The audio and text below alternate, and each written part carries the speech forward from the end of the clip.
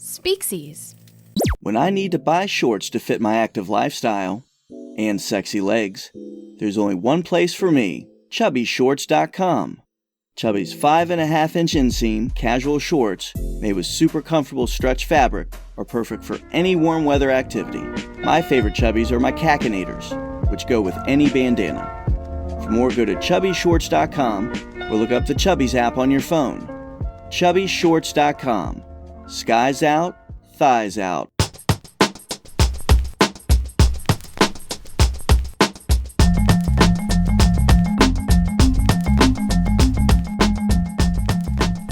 So last weekend I went to, well, it was a tubing trip, but it rained the whole time. Right. So there was no tubing. Right. But it was... You still got a lot of water, though. We did get a lot of water because it rained the whole time. So it was awesome, and I'll tell you why, which was we had no Wi-Fi. Okay. And we had no phone signal. So, gosh. Imagine, and by the way, this was all 40 plus people. Right. So people who have lived in a time without this.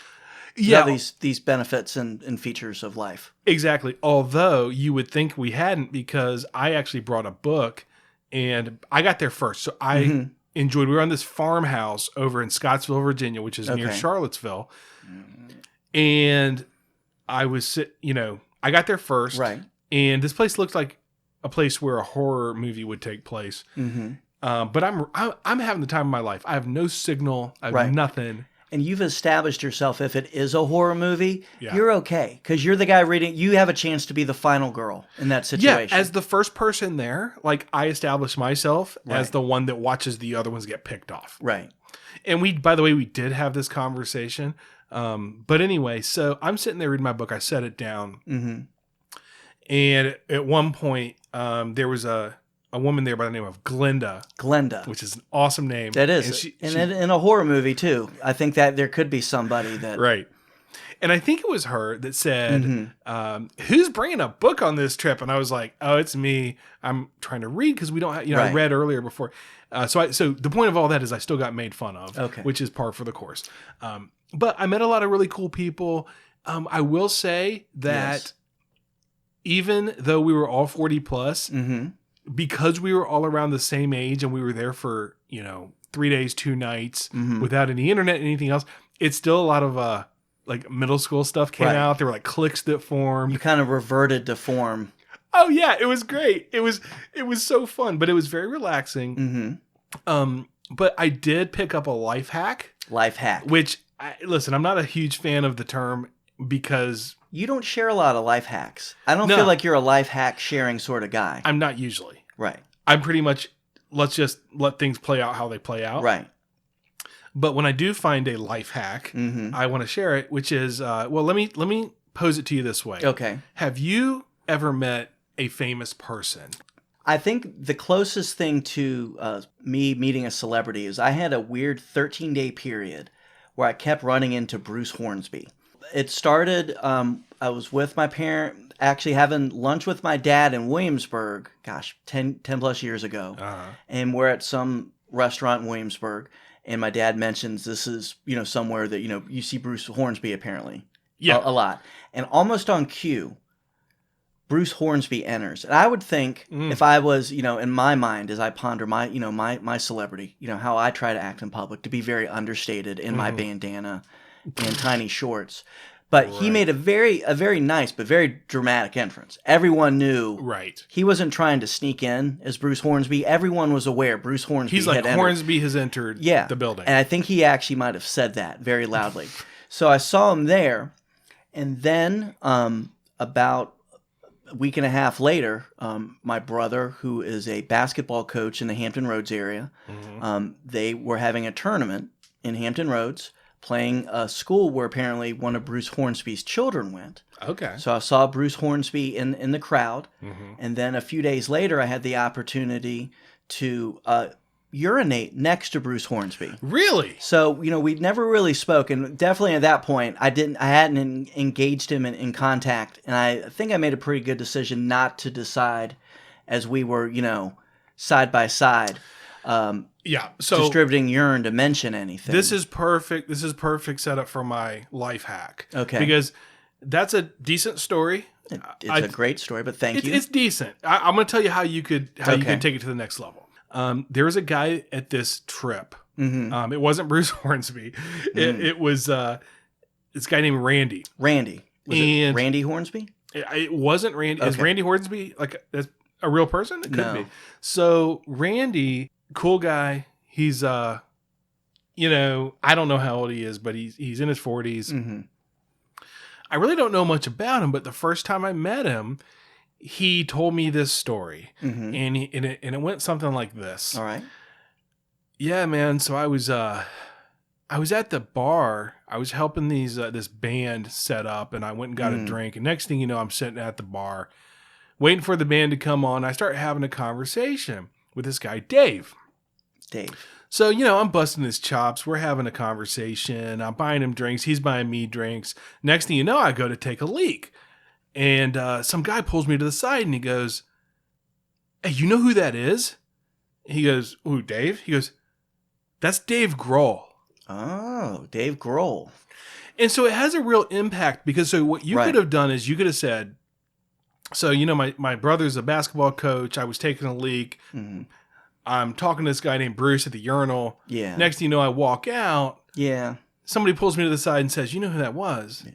That was Bruce Hornsby. Yeah. You know whose feet you just peed on. Exactly. It's Bruce Hornsby. But the only thing with it is you can only use it, I'd say, twice. Because on this trip, Randy had 3 very similar situations. Really? Yeah, believe it or not. So it was Dave. And then we had one with... Wait a minute. So Dave Grohl. So Foo Fighters and Nirvana fame. So basically he had a big conversation with some guy named Dave. Yeah. Turned out it was Dave Grohl. Right. So later the same day, after a few cocktails and beers and whatever we were doing, Randy and I have another conversation. Goes very similar to the first, where he's at a bar. He's having a conversation with a guy named Dave.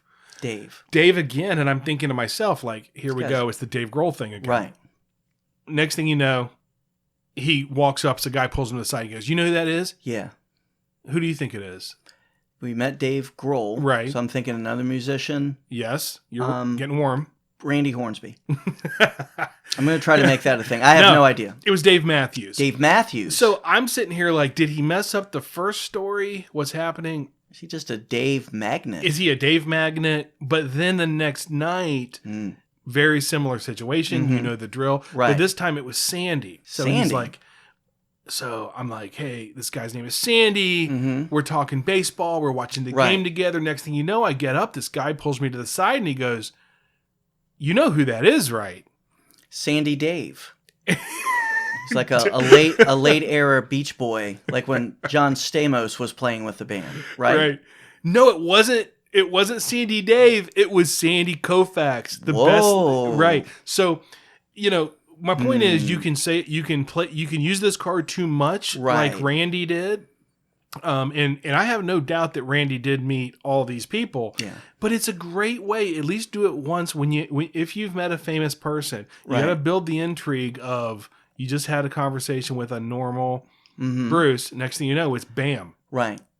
Well, I'm close because it seems that this Randy character has the ability to cause other people, famous people, to urinate when he's near them. So maybe I have a little bit of it already. I just need to learn how to focus it better. Yes, you do. Well, welcome to Origin of Speaksies. My name is Scott. I'm here with my friend Steve. And Steve, you've got the topics tonight. What are we talking about? We have a great episode about weasels. But before I get into that, talk about our guest that'll be joining us later tonight. One of our favorite performers from the golden age of hip-hop, MC Serch. Yes. MC Serch of Third Base. And one of the great things we learned about MC Serch is he is also really into the history of words and phrases, including something that was unintended. If you listen to this episode, you will actually learn the etymology of the Gasface. Honestly, man, I got chill bumps listening to this. I couldn't believe we had MC Serch from Third Base giving us the story. And I never had heard the story before, so that was very exciting. So stay tuned to meet MC Serch later here in our episode. Phenomenal. So, it was a historic moment in my life. But what does this have to do with weasels? Well, we'll see. So, obviously, I'm a word enthusiast. Of course. However, if someone is listening to our show for the first time, they might not know that I'm a word and animal enthusiast. Mm-hmm. So, quick rundown about my thoughts on animals. First, some animals that suck. Number 1, bears. Bears, you got to know that about me. Hashtag loaded for bear. Years ago, I was in a situation in Canada when it was made clear to me that if I encountered a bear, I would basically die a violent death. Right. A bear would eat my face. So that is the main reason why my favorite idiom is loaded for bear or hashtag loaded for bear. It also shapes the way I live my life. Yeah. So, I am open to discussion on animals. There's obviously funny and entertaining bears. There's Winnie the Pooh. There's Paddington the bear. That's pretty cool, even though he's dressed like a 70s flasher. There's Fozzie Bear from the Muppets, Waka right. Waka Waka. Yeah. And you can't forget the bear that ate Timothy Treadwell.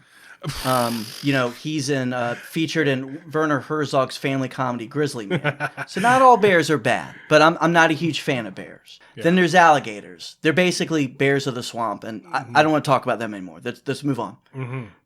Raccoons. Raccoons were the subject of the debut episode of my first solo podcast, Animals That Suck. It's a podcast that takes a critical look at animals and challenges the wisdom on them. And obviously, raccoons suck. Walking bags of rabies, they have near opposable thumbs, and they eat garbage. They are nature's assholes. And that I think hashtag nature's assholes. And I think hashtag trash pandas. National Geographic actually defines them as nature's assholes now. Steve, do you have a problem with the fact that sometimes I send you videos of bears at campsites with people feeding them or Nope. trash pandas? It keeps me on edge. I'm ready. I'm loaded for bear. Okay. All the time. So you have a podcast called Animals That Suck, and you're an animal enthusiast. Mm-hmm. But it seems like it's pretty one-sided. So No. Are there any animals that you actually like, or is this just hating on animals? Not at all. Again, we take a balanced view based on logic and reason and facts. There is a holy trinity of animals as far as I'm concerned. Cows, pigs, and chicken. Clearly, the best 3 animals. Cows, you get milk, steak, hamburgers, chicken, Chick-fil-A, pigs, bacon, right? I like that you reduced chickens to specifically just Chick-fil-A. I mean, I can't go on. Think about how much I could go on about Popeyes, all the things you could do KFC. with chicken. I know. But what about animals that aren't food?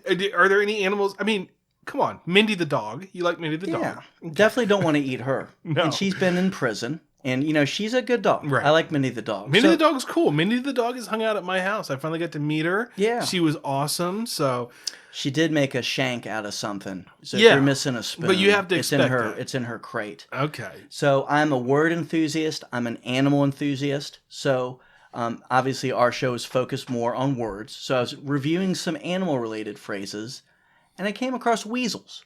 That's what she said. And well, actually, that points back to our interview when we discuss my friend Jeff. It's actually a very good tie to the end of this. So weasels have a really bad reputation. You hear the word weasel, you don't think good things, right? Not at all. But do they deserve it? I don't actually know. I don't know much about weasels. Well, so first for this episode, I'm going to explore the history of one of the more popular phrases related to weasels. Mm-hmm. Pop Goes the Weasel. Oh, I thought you were going with Wheeze the Juice Man, like the weasel. Yeah. No, we're not doing any no Pauly Shore yet. We haven't. Okay. We're not That's scraping that part of the barrel. Yeah. You'll know the podcast is on its way out if we're doing. Yeah, as soon as we're doing a Pauly Shore themed episode today, guys. It's time to contact Scott to buy some microphones. Right. And that also gave me the idea to reach out to our special guest today, one of my favorite performers from the golden age of hip hop, whose group Third Base had a song entitled "Pop Goes the Weasel." Yes. So our guest tonight, MC Serch, you're going to hear from him soon. So second, I like my animal facts, but the show isn't about animals. So as I mentioned earlier, I am a word and animal enthusiast. So for our Patreon supporters, there's going to be a special episode of Animals That Suck that focus on weasels. Awesome. So I actually didn't know that. If That's I awesome. piqued your interest for this and other great content, please support us at patreon.com/speaksies. So are you going to give it away now? Is it going to be pro or con weasel, or do you have to listen to find out? You got to listen to find out. But before I get to my first weasel phrase here, some quick weasel facts for you. Weasel facts. Weasel facts from Britannica.com. Weasel. Any of various small carnivores with very elongated, slender bodies. Most live in the northern hemisphere and belong to the genus Mustela, which in addition to weasels proper, includes 17 species of ferrets and polecats. Their fur is short but dense, and their slim tail is pointed at the tip. Mm-hmm. So, just a couple quick weasel facts here. This is from mentalfloss.com, 7 fierce facts about weasels. Number 1. Fierce. They're killing machines. Really? They might have cute little faces, but weasels are also bloodthirsty, I'm quoting here.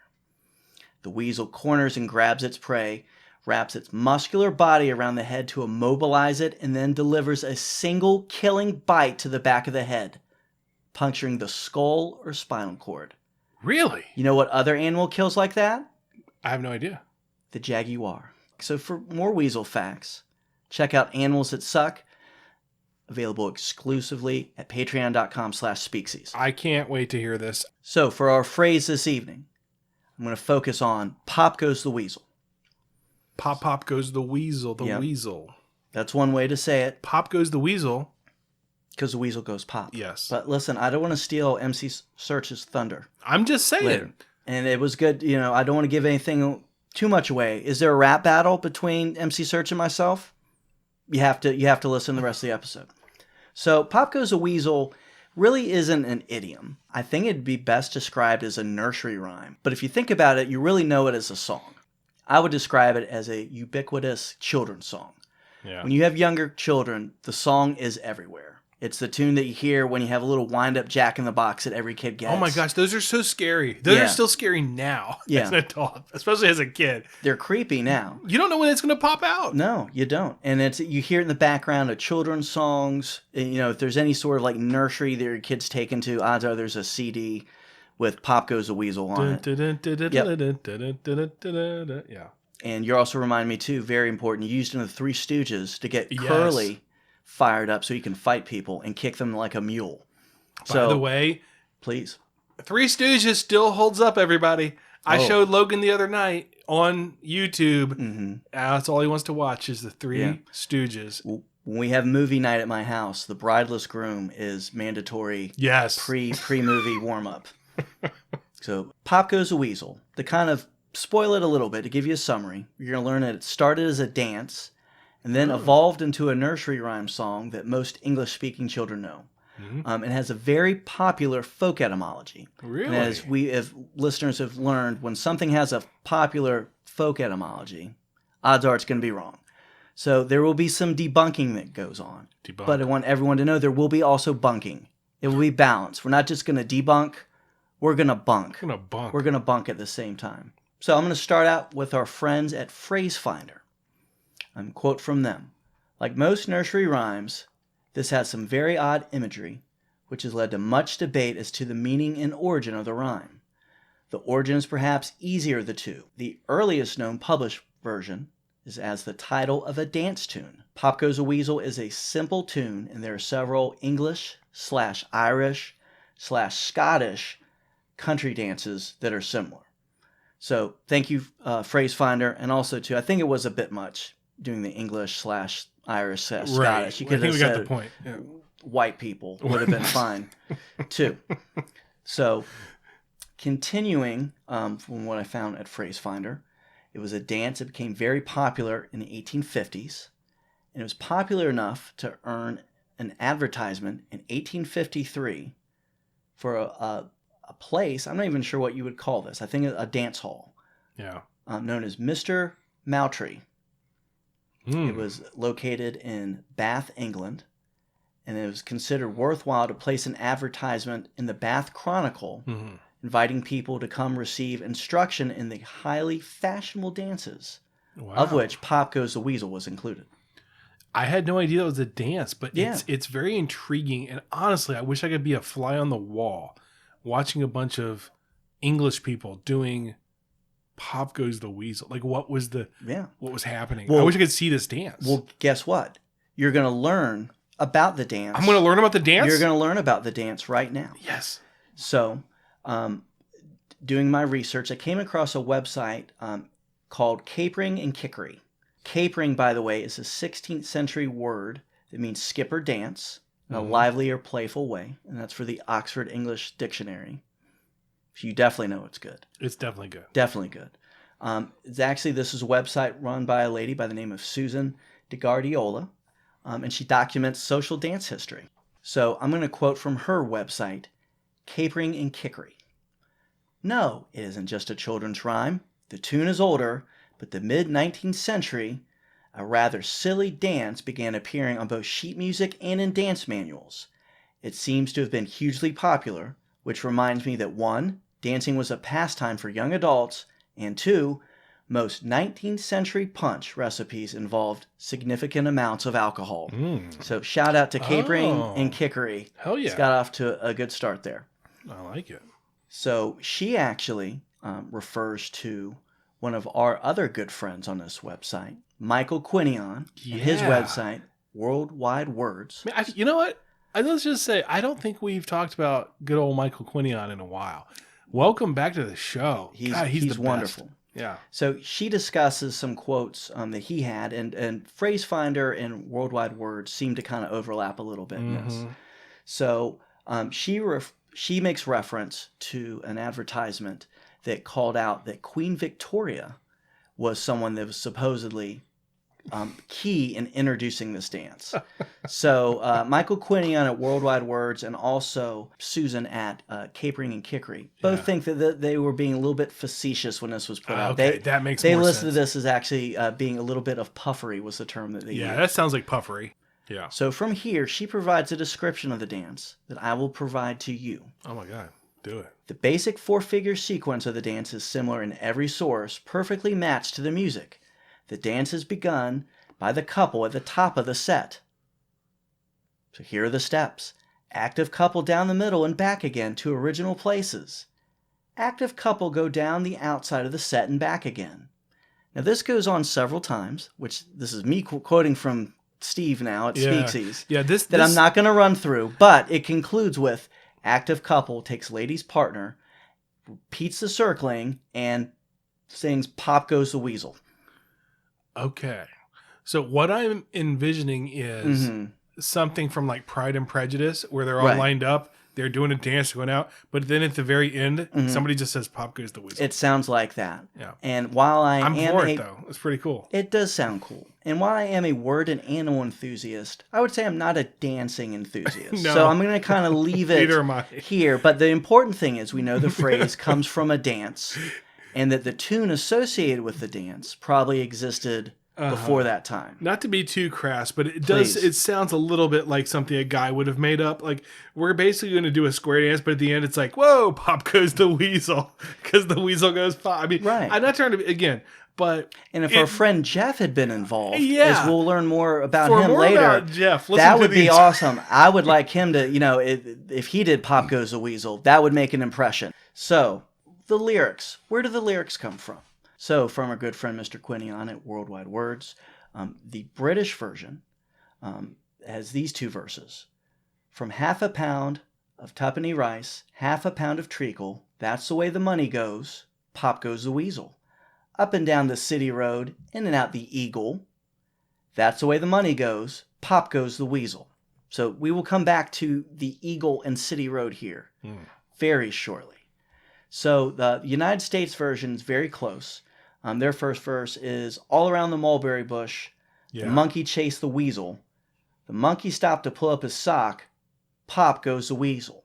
And then it goes into the bit about tuppenny rice, which from what I've researched here has to do with, basically it's a cheaper rice, and with treacle, kind of like a low-cost golden syrup that you can make rice pudding out of, is what it sounds like.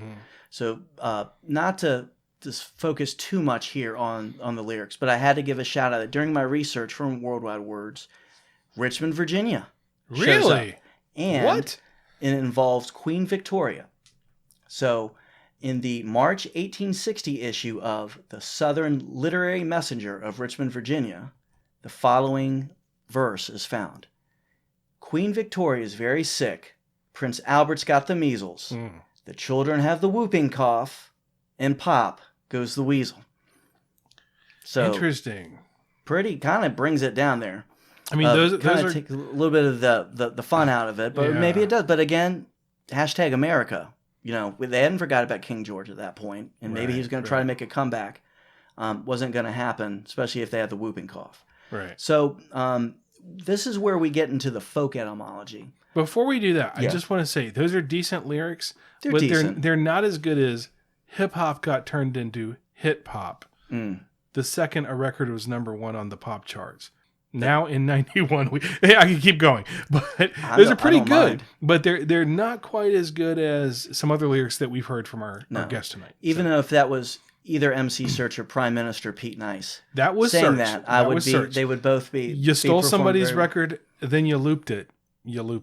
Anyway, please go on. So the folk etymology of this, as we found in other idioms and phrases that we've discussed the history of, sometimes people will find lyrics or find words to things and try to put kind of cryptic or dark origins to them, which makes sense because we live in a time of relative peace and health and cleanliness, where the rest of recorded history really isn't that way, that death was everywhere, bugs were everywhere, filth was everywhere, death was at your door, hell or high water. Life was tough, let's be honest. Sure. Life isn't perfect right now, but it's a lot better. Yeah. So I touched on a little bit the initial lyrics about tuppenny rice and a half a pound of treacle. That's the way the money goes. Basically, it sounds like cheap food for poor people. Yeah. And then as you go further, there's a reference up and down the city road, in and out the Eagle. So when we look at the city road and the Eagle apparently was a London pub near City Road, and it still exists. And then Pop Goes the Weasel. People associate pop with popping, a slang term for pawning. That is depositing articles with a pawnbroker. And this is from, by the way, our friends at Phrase Finder.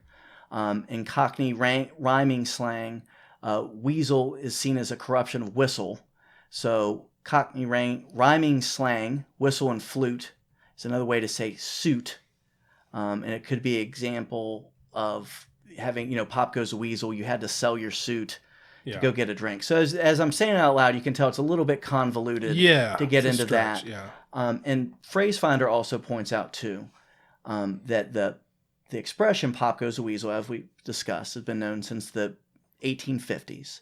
But the rhyming slang, whistle and flute and weasel and stoat and all this other stuff aren't known until the 1930s. Yeah. So I think it's something that people are trying to attribute meaning to something. When it comes down to it, it's a catchy tune. Yep. Pop Goes the Weasel is something that's fun to say. We still see it now. We even see it in 90s hip hop, the golden age of hip hop. Yep. But basically, in summary, it's Pop Goes the Weasel. It started as a dance, had a great tune. The lyrics are nonsense. That's why you see difference across borders, but it's a song that's very catchy and sticks. It's got a great tune. I mean, it really is just a fundamental tune. Yeah. So I have to wrap up by noting, no pun intended. No pun intended. Wrap up. Okay. Oh, I didn't even think of that. That's why I'm here. Why are weasels thought about so poorly? Why do they have such a bad reputation? So before we get to our special guest, MC Serch, very quickly, I'm going to howstuffworks.com in a section discussion they had on weasels. So weasels have, quote, sky-high metabolic rates. Unlike bears, weasels can't depend on long-term fat reserves. Burrowing rodents are dietary cornerstones for most of these animals. In order to chase their victims down narrow tunnels, the weasels evolved with small, thin, and short-furred bodies. But there were some trade-offs because they're lean. They don't have a lot of body fat. They don't have thick coats, so they have to eat a lot. They have to burn a lot of fuel. So according to How Stuff Works, many species of weasels must consume 20 to 40% of their body weight in food every single day. So when I think of weasels, I think of chickens. And I would say historically, and again, How Stuff Works back this up, is weasels are kind of seen as the enemies of chicken farmers. They'll go into a chicken coop, eat up a bunch of stuff and just kind of tear through, but not even eat everything. But they have to just ferociously go through and, devour food to get fed up for why they can. So they almost seem very bloodthirsty because they leave a lot of stuff behind. Right. They just take what they need and move on. Yeah. So far, we've discussed weasels. I kind of want to root for them because they have a bad reputation. I want to stand up for them. But we also see that they're seen as enemies of one of the top 3 animals, chickens. Yeah. So to hear my final conclusion on where I come out on weasels, please check out our episode of Animals That Suck. How did you find that? You would find that at patreon.com/speaksies. And you will see that for anyone who supports our podcast, we have a give as much as you want option. That's right. Pretty much you donate what you want, and we take your support, and we appreciate it greatly. But we will give you some great content like Animals That Suck. That's right. And the full video conversation. That's right. For the full video of our interview, not just audio, the video of our discussion with MC Serch. You can find that also at patreon.com. And it's worth it. And it's worth it to see the reaction on my face at the end of the interview when we get into some serious weasel talk. Thank you, Jeff, for our serious weasel talk. That's right. So awesome, Steve. So I guess we're now ready to get to our interview with MC Serch. All right, let's do it. We're not in, but you can leave a message at the top. Time to check the Speaksies voicemail. Hey Scott, hey Steve, it's Grace. I just want to call and say congratulations for winning Best Local Podcast. I'm so proud of you. Hopefully no bears come and get you anytime soon. Well, love you both. Have a good one. Bye.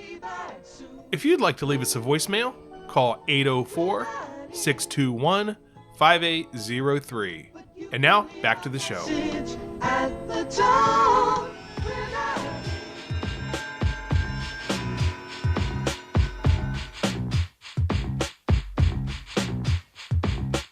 In the intro, cue up the searchlight. Our first guest, one of my favorite artists from the golden age of hip-hop, with his pioneering group Third Base. He was one of the first white MCs who did not fight for his right to party. He was instrumental in getting Nas signed with a major label and was also an executive producer on Illmatic, which was the first album to get 5 mics from the source, and also Reader's Digest. It was a first in a couple ways. You can currently find this hip-hop icon every Wednesday at 10ish on Serch Says podcast with his producer Pumice, who is also joining us this evening. Please welcome MC Serch and Pumice to Origin of Speaksies.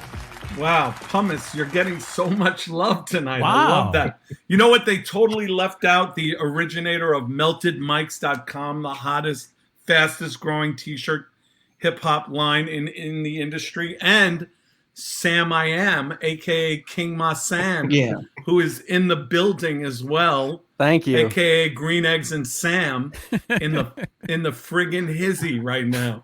You never know who's going to pop up, what kind of celebrity we're going to have, or how many nicknames Sam will have by the end. Right. Oh, he's got 2 45 seconds in.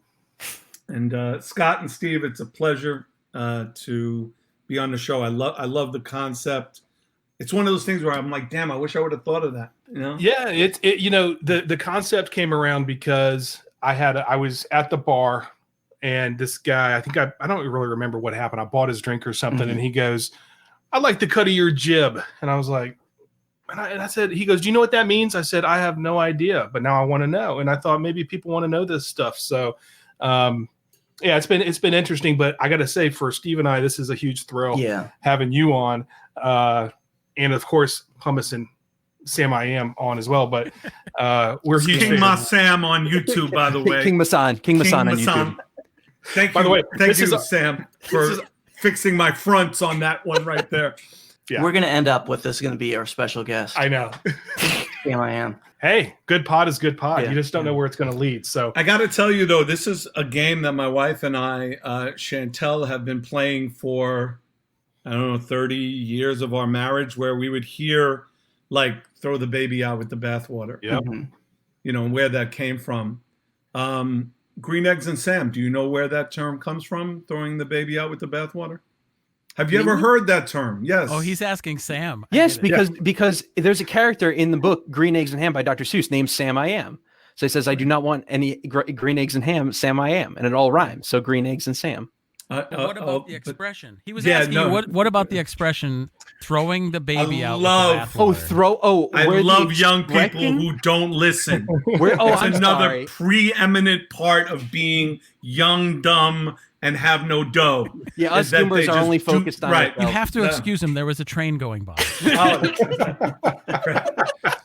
So, the premise of the baby being, don't throw the baby out with the bathwater.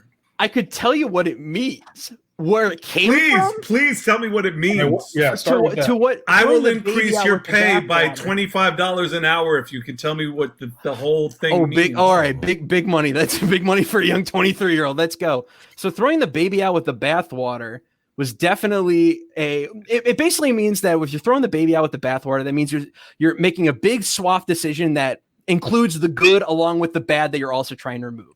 The good being the baby and the bad being the bathwater. You want the bathwater gone because that shit's disgusting. Exactly right. But the baby's good. But the baby's good, right? Don't throw the baby out. Why would you throw the baby out, right? There's bonus points for saying swath. That was a good swath. No, swath also great word. Yeah, but what I love is that you've now seen why we have made him a associate producer on the Serch Says podcast because he's a smart kid. But where it comes from, just so you know, is back in the early days when Scott and Steve were young people. When the Cowboys lived in the plains, there was no running water, right? So in a family of, let's say, 5 or 6 or 7, they would get one tub to fill. And then the father would go in and wash, and he'd be filthy, right? I mean, filthy. He worked all day. But then it would go in order, and they would not clean the water that they had to bathe in, right? So then the mother would go, the children would go. By the time they got to the baby, the water was filthy. And there were occasions where the youngest child would be under the water, like holding their breath, and they would throw the tub out the door. And somebody would have to say, hey, don't throw the baby out with the bathwater. And that's where the term comes from. It's from the dirty, disgusting, wretched, old-ass water because there was no indoor plumbing. Yeah, and so for more on that one, because we've done that one in season 1, you can, and great job, man. You came prepared for this. Did you study before the no, show? Dude, no, this is, I'm telling you, word life. This is the game me and my wife have done for years. Oh, you've okay. Like, no. What I was saying to you was true fact. Like, this is why I wanted to do this podcast. It's something my wife and I have done for 3 decades. We're like, oh shit, where did this come from? Right. And then we would Google it and like we would want to know where it came from. Yeah, it's fascinating, and some of them are really dark. And that's dark. No, that one's dark. And that's one of the. So yeah, we love them when they're really, you look back and you're like, no. So something very simple that we said, like you don't even want to know cakewalk. Yeah, we did cakewalk, and I don't even know if we should. Now I gotta check that one out. Well, maybe it's episode 2. Should I tell them what it is? Or no. Yeah, please, because I know what it is. But yeah, cakewalk is bad. Cakewalk is not. Sam, you might want to cover your ears on this one. You might be too young for what you're about to hear. Yeah. So actually, the first time we did cakewalk, it was only our 2nd episode, right? And we went through, and when I said it to Steve, he looked at me like, oh, really? We're going to be talking about this? But basically, it was rooted in slavery, man. It had to do with dances that the masters would make the slaves do, and they would have to replicate the dances they saw from the masters. Mm-hmm. And now cakewalks went on for years and years and years. Mm-hmm. But the initial start of it was, if you could replicate the dance well enough, you would actually win a cake. You would take the cake, right? So that's another one that comes from that same origin. And I swear after the episode, and after Steve gave me the gas face at that point, and we literally had to redo the whole episode again because he was like, I'm not talking about this shit. And I was like, dude, this is just history, man. Like it's, now, do I use that term as much anymore? Right. I'd say no. I've scaled that one down as well as some other ones, but... Right. I only bring it up when I'm talking to HR at work. Oh no, that's a great one. That's and that's an easy way to get a black man fired. Because when he says to you, "That's a cakewalk," you go, "Wait a minute, I'm going to HR." Yeah, sir. Yeah. That's right. I got a problem with that, man. Yeah, I got a problem with that. Also, I taught my son this. The N-word. Do you know where the N-word comes from? Did you guys do an episode on that on me? Well, here's our expert on it. It's one that actually you say that we have it on the list, but I mean, I think I can say I'm scared to do it. Yeah. I'm like, I don't know if we can do it. Well, we obviously want to do it in a way that's not okay. Right. Well, I'm not going to. No. Yeah. No. No. Just so the N-word basically comes from the Dutch settlers who would bring slaves to America. Wow. And the word for black is Niger. But because of the illiterates who were in the U.S., they said that the Dutch were bringing the N-words over, and that's where the word comes from. That's how the word, the N-word, emanates. It's the original Dutch word for black. Yeah, and I mean, we've done a bunch of words, so I'm not surprised. And by the way, I want to clear up when I said yes, when he said the Dutch, it's not because I'm saying yes about this. Yeah. Then he immediately followed it with what the we've done a lot of episodes where the Dutch come up. We generally like the Dutch, but that was not a good thing. But nobody's perfect. Yeah. Right. No, definitely not. No. Well, cool. Guys, again, thank you for coming. And we have a list of people we keep that we want to talk to.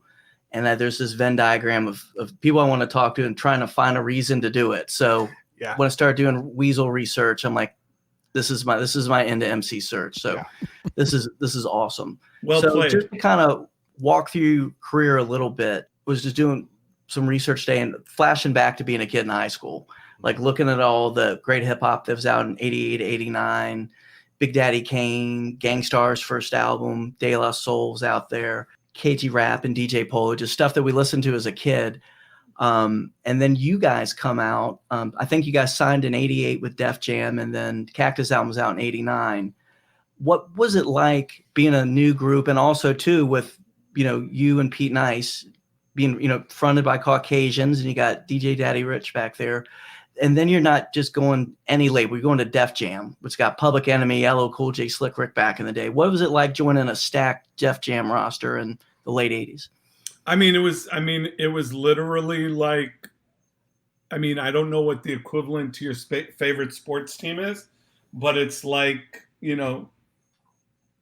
being drafted by the Patriots, when they got, Brady, or being drafted by the Jets when they got Namath, or, playing in for the 86 Mets. It's we were talking to other labels, and we were kind of looking at the landscape, and we were just happy to be put on. But to get put on, by the preeminent label, the Motown of my generation. It was incredible. It was really, a dream come true. And then everything that kind of happened after that was a cakewalk. I knew Scott would like that. I don't know why. I just knew of everyone who would laugh, Scott was going to get the biggest chuckle, the guffaw about where does guffaw come from? We'll have to do an episode on guffaw. But the other thing that was amazing was when you talk about Cool G Rap and Polo, when people talk about G Rap, they always think about, that whole, the symphony. Bam, bam, bam, bam, bam. I got more license, lights than Con Edison. Rip the damn stage like I'm on a rampage. When I'm on a rampage, I'm gonna make front page, read the deadline, sucker, way past headlines. Just this whole line, everything was incredible. But my favorite record from them was put out in 1985, 86, called On Fly. Because when I still hear the line to this day. He said, rolling up my tinted windows, raise my antenna because I'm not only fly, but I'm a big breadwinner. And he said he was driving his caddy down the wrong way down a one-way street. I mean, yo, that was like, I'm like, yo, this is the biggest crack dealer, MC, rapper. I want to be his friend. He's from Queens. I'm from Queens.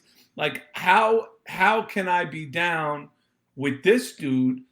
And then it literally was like, oh shit, I'm down with this dude. Like, I'm on the road with this dude. You know, watching KRS and Scholar Rock, may he rest in peace. And I'm like, yo, how can I be down with this dude? And the next thing I know, I'm on the road with, with these dudes. So getting signed was all like post all of that. Right. You know what I'm saying? So it was like, when people say, and listen, we all come from this place because we're all, well, maybe not Sam, maybe Sam in the video game space or in the cosplay space or whatever the fuck those kids are into. Right? but the point I'd like to know what cosplay Sam is doing. He might be doing some crazy cosplay shit. And let me tell you something. We'll get to that in a second. But the point is, like, there's always that thing that you want to say, which is, y'all up on that, y'all late. Like, I've been up on that. Right. Like, I've been up on that. Like, oh, all of a sudden y'all on tour dirty, blah, blah, blah. I've been up on that. Like, oh, all of a sudden you know what Snake did, and I've been up on that. Like, you know what I'm saying? Like, there's all these subcultures within our culture. And for me, it was always that. It was always about taking whatever little nuggets I had in New York, and when I traveled outside of New York, and people were like, what is that? I'm like, what? You ain't up on this? Oh, let me put you up on this real quick. Let me slide my cassette in and put you up on this. And then, whatever years later, they're like, oh, I love that. I'm like, what? So that was, being signed to Def Jam was that for me. Yeah. And Sam, remember that when you're a cosplay star, and we snickered. You can Gasface us on. You can throw it back. We were there. We weren't there. Yeah. Just to put us up on something in the video game world that we are late on. What does everyone need to play? Oh, put you on? Oh boy. Yeah. What does everybody need to play right now? Yeah. Is there something that we should know about? Yeah. Now is there anything better than Minecraft? Yes. My kids play Roblox. It depends on how deep we can get, because I can give you a tier 1 gamer answer, I can give you a tier 2 gamer answer, I want you to go to G-Rap level. I want you to go to 85 demo. Right. No, I want you to go to like DEFCON 5. I want you to be putting me up on something now that in 5 years is the biggest game of all time. That will become the biggest game of all time. Yes, sir. Serch is trying to buy some stock, I think, because he's looking for. Oh yeah, no. I'm glad, Scott. You and I are very well connected, Scott. Yeah. You and I are connected on a whole other level. Yeah, it's funny. It's hard to games industry is so crazy. It's hard to judge exactly what's going to be big from. It's kind of hard. I mean, I could kind of tell currently the biggest game in the market right now is actually a small independent project called Fall Guys, which is based off of a really popular genre of game right now called the Battle Royale, which is what Fortnite is, which I'm sure you probably have all heard the name before. Mm-hmm. Yeah. It's a style of last man standing kind of game, and an inherent appeal. Fall Guys takes that and makes it a lot more cutesy, a lot more fun, kind of you jump around and compete in Wipeout style of mini games. You ever see that TV show? Mm-hmm. Before launch, I could kind of tell that game was going to be a really big deal, and lo and behold, boom, everyone's playing that. But everyone's late now. There it is. There you put it up. You're late. Tell him, Sam. King of Sam, you're late. But and there it is, another thing. The word Fall Guy. Where does the term Fall Guy come from? I think it was an 80s show. No, I really don't know. We have to. No, put it. We are going to have a whole when they take the fall. I'm afraid I'm going to lose my job. If you take the fall, Scott's house late one night, and Serch is going to be sitting here. It's like, you had your shot. Yeah, you're late. Yeah, you're late, man. You're late. Yeah, I mean, I bet you we could figure that one out, but like yeah, we're late either way. Yeah. Even now, and I think it's so funny, like the term bling, right? Like even you got 75-year-old white ladies saying, you know, I'm wearing my bling. Yeah. And they don't realize a bunch of New Orleans like kids, crack dealers from the 5th Ward who put out a record in 1996 called Bling Bling is where they got the term bling from. They don't even pay homage to Lil Wayne, BG. You know, they don't get Juvenile. Like, you know, the Hot Boys get no love for the terminology they put into whatever you want to call it, the zeitgeist, whatever you want to say. But when I hear an 80-year-old woman on the, you know, the Real Housewives of Beverly Hills pointing out her bling, I'm like, bitch, you're late. What are you talking about? Like, yo, come on, man. Come on, man. I mean, I was thinking about that, though, because it is similar language and music in that regard, because, you know, terminology, like when we were in high school before the internet, I mean, you picked up slang just like you picked up music, which was from, you know, your friend came from out of town or something. Yeah. You know, you went, like, I was in Ohio, and then I'd never actually even heard of rap, you know, until I moved to Virginia Beach and I hear this stuff. And actually, third base was one of the first things I heard. I was talking to Steve earlier, and I said, I think I was in 7th grade when everybody was doing the Gasface. He's like, dude, that came out in '89. I'm like, well, it took me 2 years. I was late, you know, and I don't even know that I heard the song. I just heard guys like Steve and other guys at school doing the freaking Gasface or whatever. But it's the same with words and phrases, you know, like you said, for it to get, and that's how language works, for it to get in the vernacular, you know, to the point where the housewives are saying something from a 1985 rap album. Just takes time, but and for me, like, especially with the crafted language of hip hop and ebonics, there's so many things that would agitate me to no end. Like when we were saying whack, like when somebody's whack, right? Like, oh, that's whack.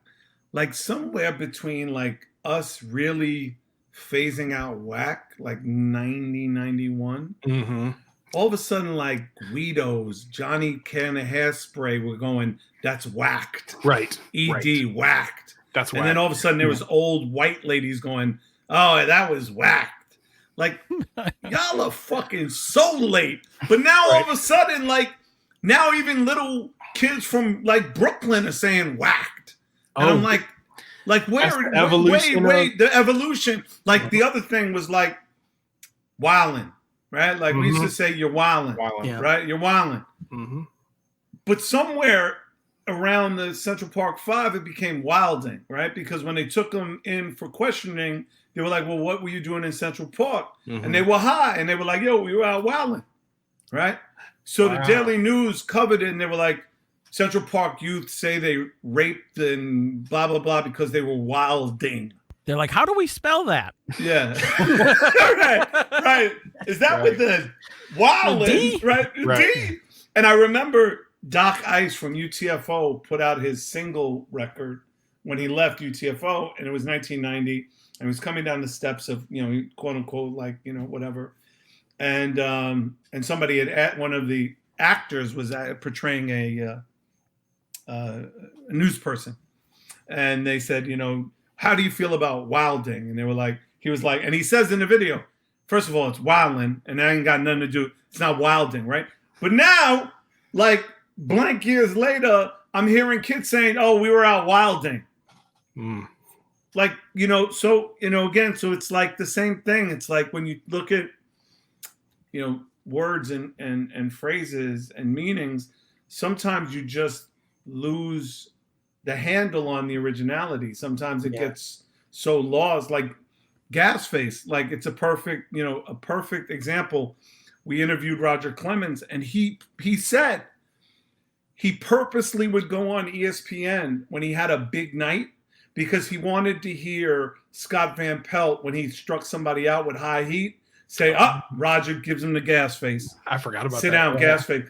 And Gasface, even like Reggie Miller, when Lance Stevenson was playing for the Pacers and he was lighting up and he would, you know, put his hand in front of his face, Reggie would go, gave him the Gasface.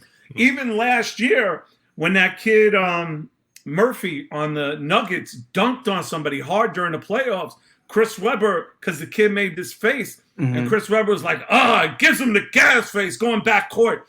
like it became a sports vernacular. Like it became this sports saying, and even though the terminology was used properly in basketball as a face of disgust or embarrassment, whatever, like Scott Van Pelt is just such a huge third base fan that he was using gas, like Gasface given, but they don't realize like where Gasface came from and why we even came up with the term Gasface. You know what I'm saying? So it's like, it's just one of those things where it's like, let them enjoy it, let them run with it. Yeah. Because I'm still just glad that they were at least remembered in the, the lexicon of language. Yeah, but then, I think at some point you hear it enough times, some kid hears it on ESPN and he's like, actually, what is Gasface? And then they look it up and kind of like we do with phrases. So yeah, I think it's like weasel words. I mean, Steve said to me, I'm going to do a weasel thing. I'm going to do Pop Goes the Weasel. I immediately was like, could we? Yeah. And he's like, I'm already trying. I was like, oh my gosh. So just the word, I don't know how much you want to be, thought of with the word weasel, but it wasn't until it said Pop Goes the Weasel that I said, oh my God. And I'll tell you, I watched the Gasface video for the first time in forever, and Gilbert Godfrey, Weasel Records. Yep. It's a lot of weasel. It was meant to be. Yeah. Which made me think. So speaking of the Gasface, in my mind, I like to think like at your house, you have like this giant book that you open every now and then and like enter the list of people who get the Gasface or like deserve it. And, there's a giant like ribbon that you close it and stuff like that. Have you ever thought of that? Or do you have a list or a giant scroll of? I will say two things to that. One is when Sway, who does Sway in the Morning on Sirius, had his show at KMEL, he would call me purposely to do Gasface Friday because he would want me, because he and I would, just complain about people all the time. And it would be Gasface Friday and I would do that. And I would say, oh, this one gets the Gasface, this one gets the Gasface. But I would have to give reasons, right? And then we kind of did that on Facebook for a little while.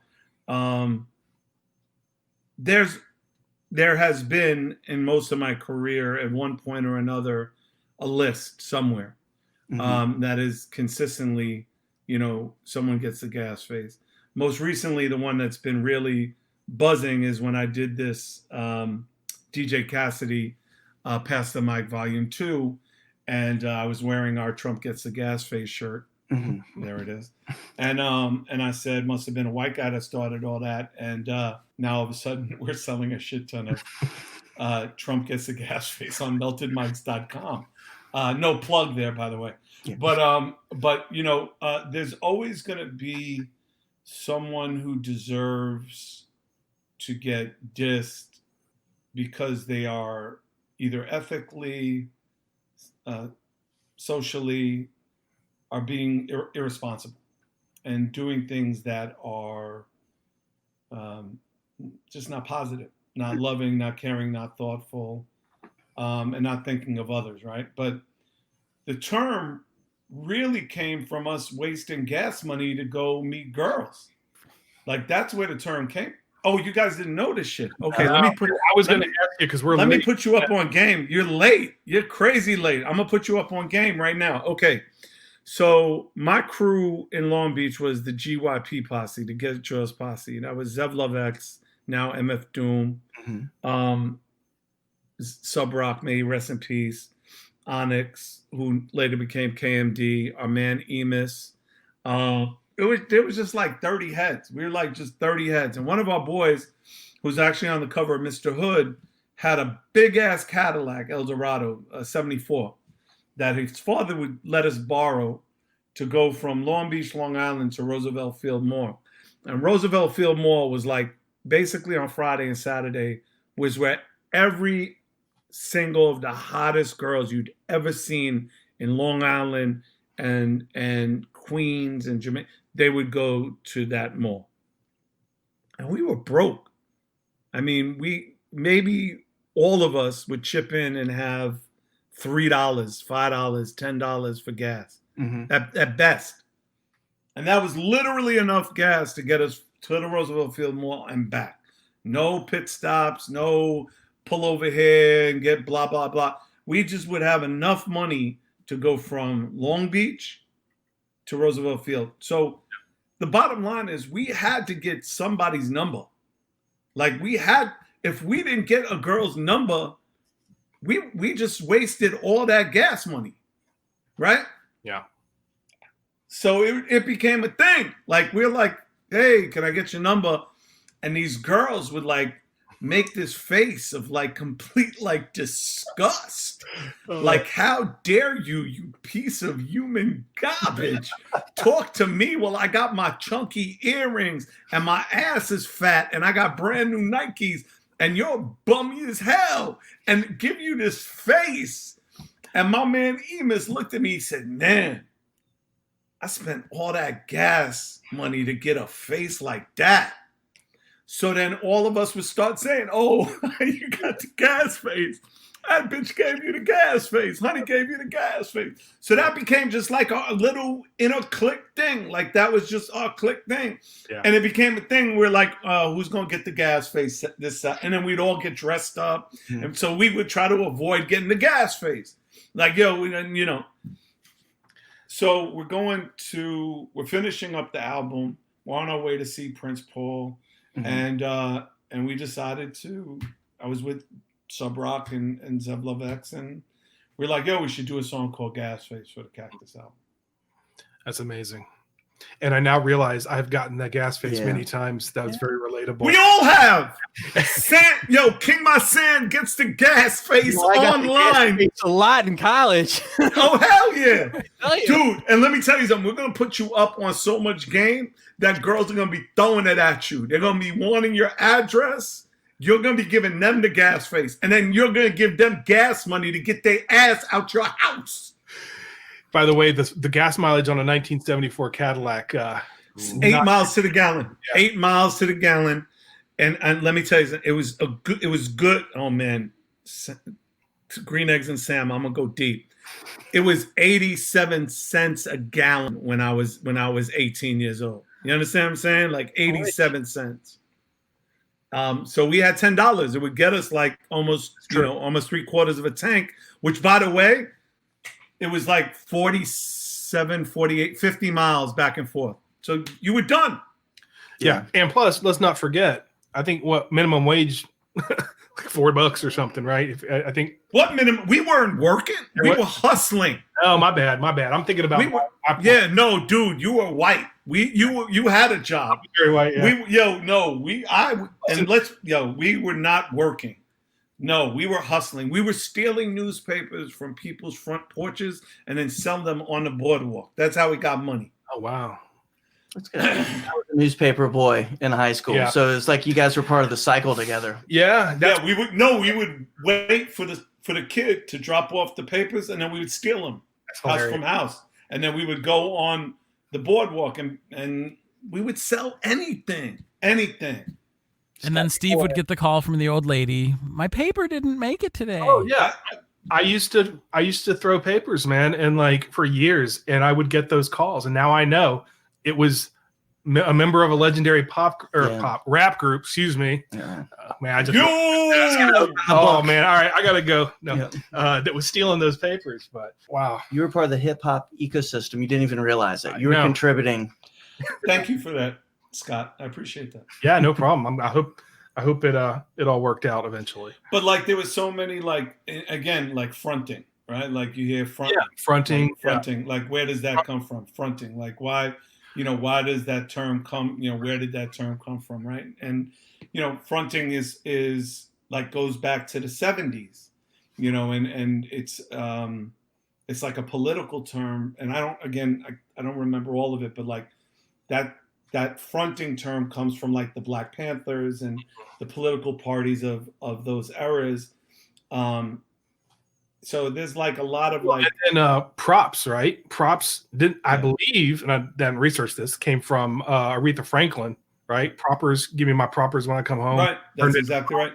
And that's one that took a while to circulate to the fact where you'll see, like you said before, grandmothers saying, I want to give you props for your grades, Sonny, or whatever, you know. But, look at my bling. Yeah, look at my, exactly. That's my grandma voice, by the way, Sam. So speaking of people who didn't deserve props, so for your second album, big single, Pop Goes the Weasel, which is another video I haven't watched in a long time, and just not to get off topic, a lot of weasels actually in the video. There's like weasel footage of weasels going on, but that weasel. It's like, what do we need here? We need more hot weasel footage. Get that in there. But it's weasel porn, actually. We started a whole area of weasel porn. That's your real contribution. You know, forget being an icon. Yes. Weasel. Scott, I want to see both your hands, Scott. All right, hold on. Yeah. Let me get the Pop Goes the Weasel video. It's another weasel. Yeah. By the way, Sam's hands are down too. So let's all just thank you, Sam. Let's all keep the hands where we can see him, brother. He's designing his cosplay. Yeah. And Sam's a king. When he's gonna come drive his car through my house and be like, "It's not the Honda Civic." Damn. Get ready for that. Oh, never mind. I almost went too far with it. Yeah, no, I got it. And you know what? Sam is like literally getting tested tomorrow because, you know, the podcast we got, you know, Giancarlo Esposito, Neil Brennan, like he's getting thrown into the fire. Yeah, you get this is the minor leagues, man. This you is get a good Gus warm Fring up tomorrow. This is batting practice for somebody's old dad. Yeah. So, but you know, having Gus Fring, and then he's basically on, you know, as an associate producer, he is going to be blocking all of the negative comments that are going to be coming through live stream. Yeah, during the live stream. Like, I feel bad for this kid because when we go into just the Neil Brennan section of the Chappelle show, like Sam is his fingers are gonna be bleeding. You know what I'm saying? Like, oh, you're a white boy doing that for Chappelle? Fuck you. Crack ass. Like, it's gonna be so, I can imagine. It's like, Serch, you seem delighted about this, by the way. You don't. Oh, I love blatant racism. Like, I love it. Like, I live for ignorant. I live for the levels of ignorant racism that come across every once in a while. But you know, he's getting trial by fire. You know, it's a great start to our season, and you know, we're really excited about that part, and you know, also excited about, you know, launching the Timeless Podcast Company and our deal with Sony and all of the other great shows we're going to be putting on. So it's exciting. Yeah, very exciting. We definitely want to hear more about that and see what Sam's fingers look like tomorrow. If he's, we'll send you a picture. But you know, for us, it was really a very simple, like, equation all the way around. Hammer was making Kentucky Fried Chicken commercials. Vanilla Ice was making Cool as Ice. And the greatest rap records of all time, and I'll throw out just a handful of them. Yeah. Me, Myself, and I, Fight the Power, Express Yourself, NWA, Ladies First, Moni Love and Queen Latifah, Can I Kick It, Tribe Called Quest. I mean, just the list goes on and on and on of these great rap records from 1990-91. Treat 'Em Right, Chub Rock. We're getting zero radio. And I don't mean, like, you know, sparse rotation. You know, and I realize this, and I've been saying this a lot, and I don't think people are aware of it. And I wasn't really aware of it until I started talking to Pumice about this, and we started to think about the scope of how we want to make our Timeless Podcast Company.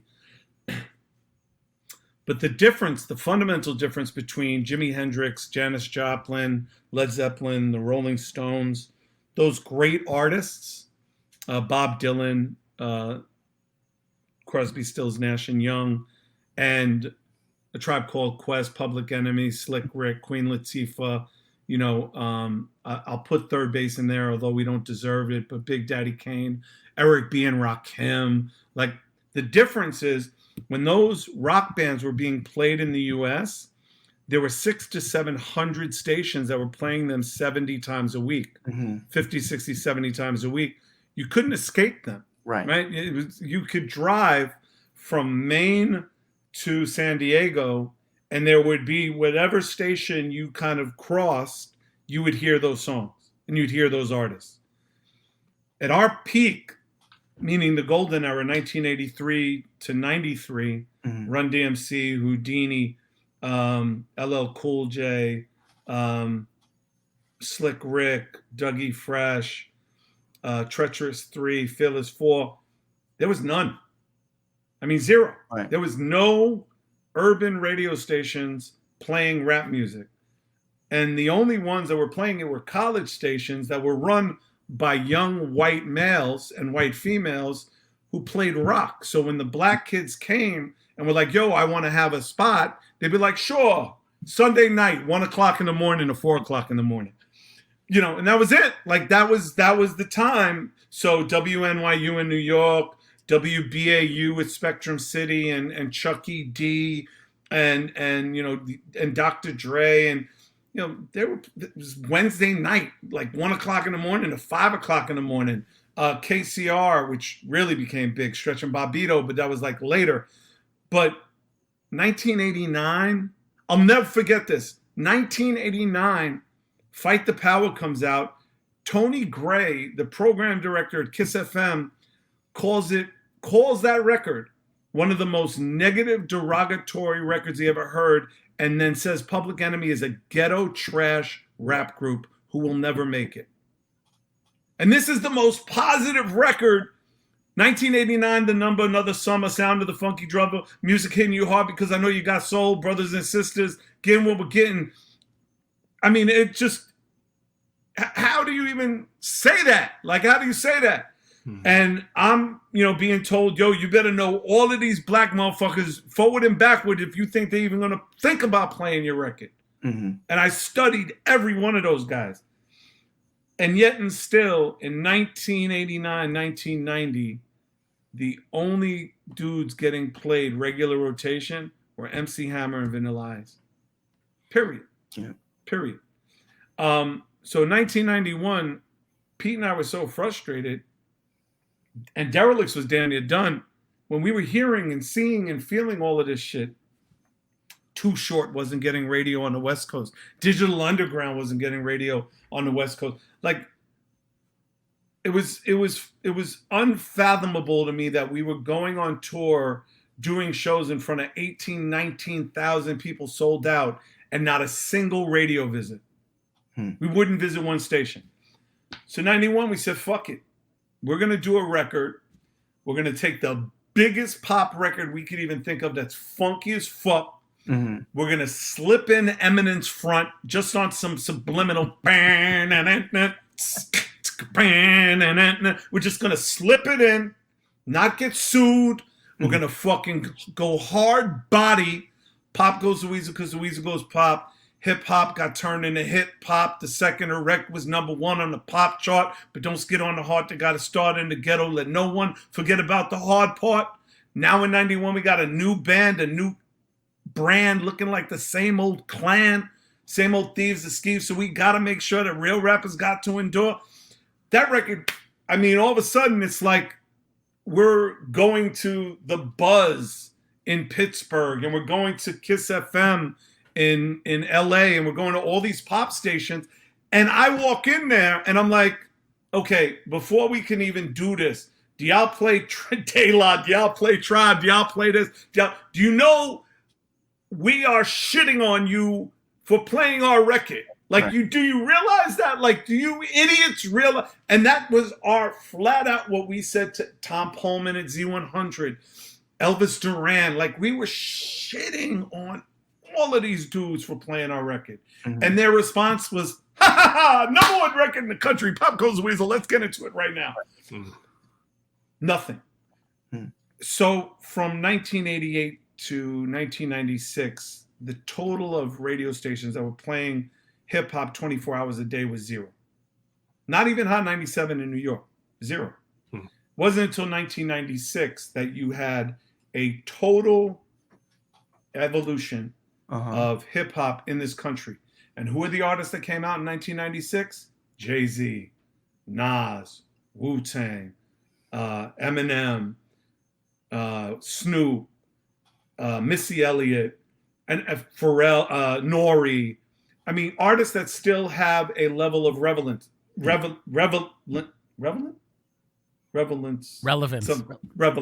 you. Relevance. That's what I said.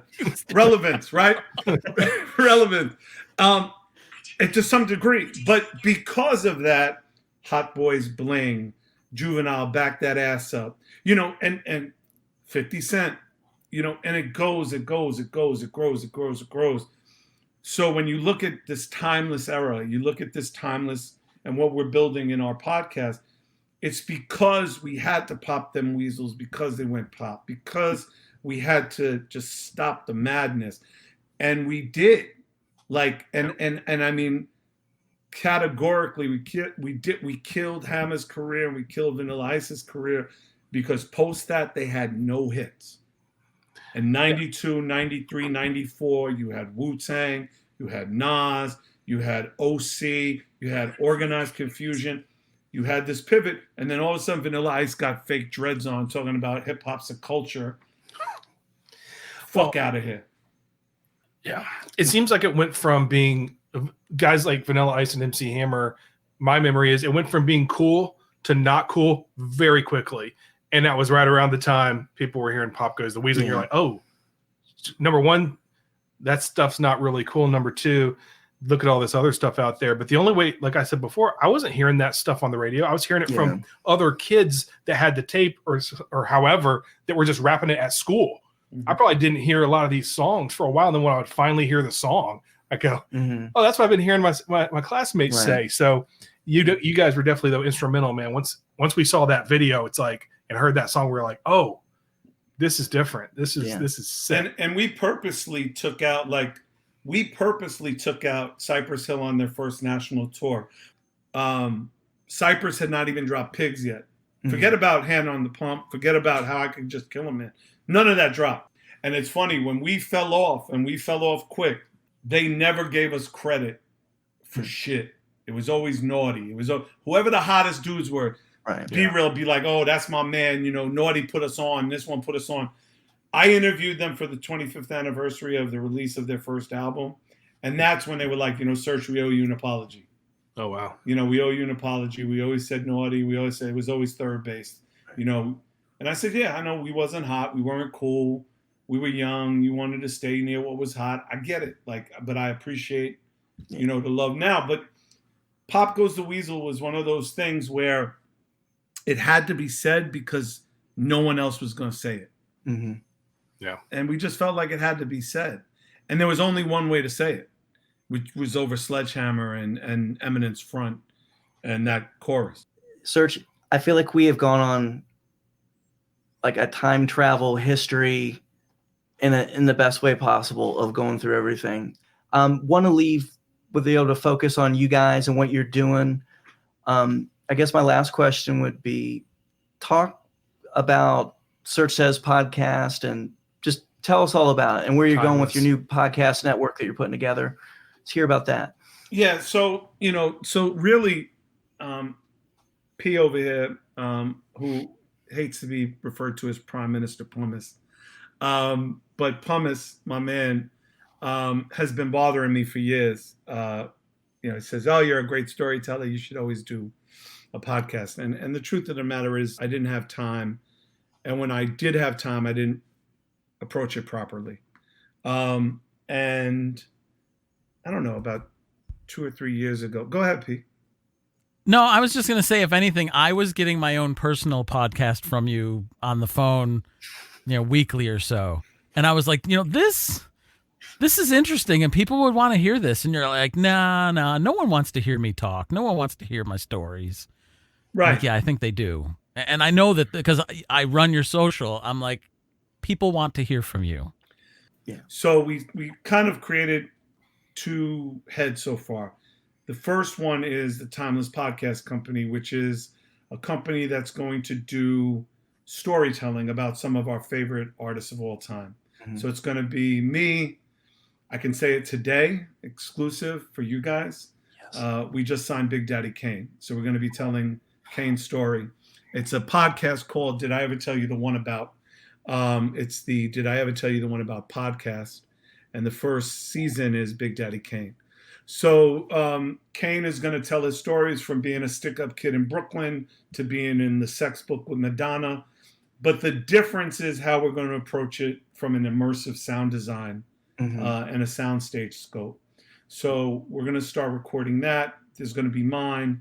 There's obviously the Serch Says podcast, which we do live as kind of like for fun more than anything else. It's not about whether we get 100 or 200 people. It's 100,000 that download it the next day, and we like to let people behind the curtain, if you will, to show us what we're doing. And we have great people like Sam, who is hungry enough and willing to kind of go on this journey with us. And we're just going to be building. We have a show that we're building called Line for Line, which is going to be hosted by Bun B of UGK. Which is going to be MCs talking to MCs about their favorite records. The first season is DMC and Chuck D. So that's the time. If you saw that one, that was like 3 hours of the greatest moments in hip hop history, basically. Gosh, well I'm in. You should get a screenshot of when you said Big Daddy Kane, because I know that I was like, oh yeah, Steve, that moment. Where are your hands, Steve? Yeah. No, they were down. Let's be real clear. Both hands down. And I needed both of them. Hand down, man down, as my man Mark Jackson likes to say. We're excited, man. It's been great. Awesome. And it's been great going down memory lane with you and talk about the future too. That's why one of the other reasons we want to talk to you is there's the past, but always forward thinking, always new good stuff coming on. Yep. King of Cosplay is with you. I mean, you have so things. Green Eggs and Sam is in the building. Sam, tell them about your podcast and what you got going. Yeah, so I got a nice podcast for the 25 and under crowd. It's a game and anime show called Hatsune Miku's Crack House. I do it once a week, every Thursday at 11 a.m. on Spotify and iTunes with my best friend Miles. We talk about our, whatever games we're playing, whatever, anime we're up to, whatever other degenerate bullshit we partake in, and we have fun. Awesome. Dope. I'll make sure we follow up and get those links.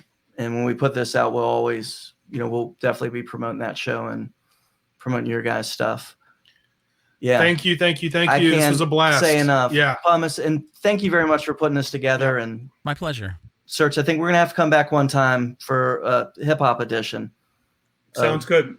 Like I said, my wife and I have been doing this for 30 years. So Pumice will tell you 99.999% of podcasts that want to interview me, I say no. But when I heard about this one, I was like, oh, this is dope. I'm more surprised when he tells me like, hey, we want to talk to these guys. Hey, you were surprised. How do you think we felt? Oh, really? I got the email. I was like, was like, wait, what?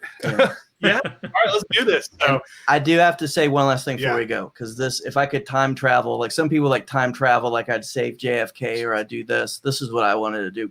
So when you confirmed last night, I texted my friend Jeff Forbes, who is probably where I saw Step Into the AM, like at his house.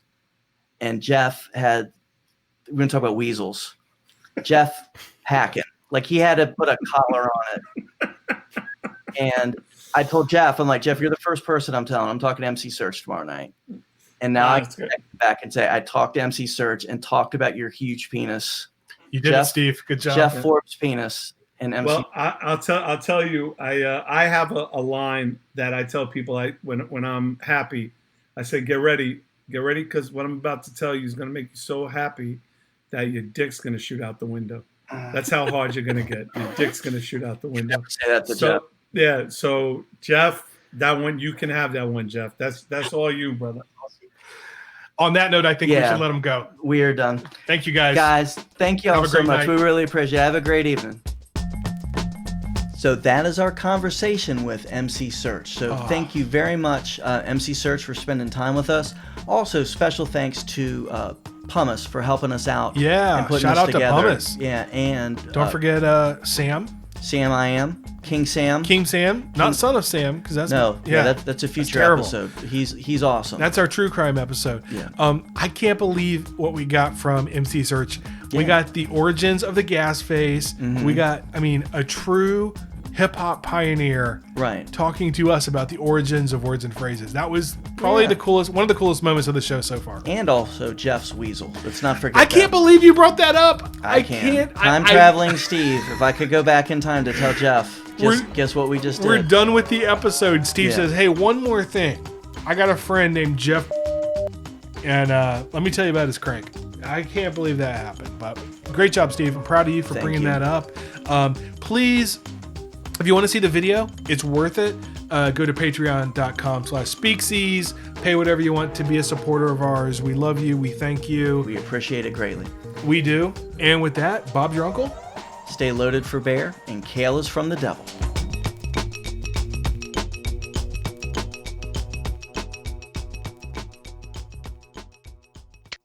Speaksies.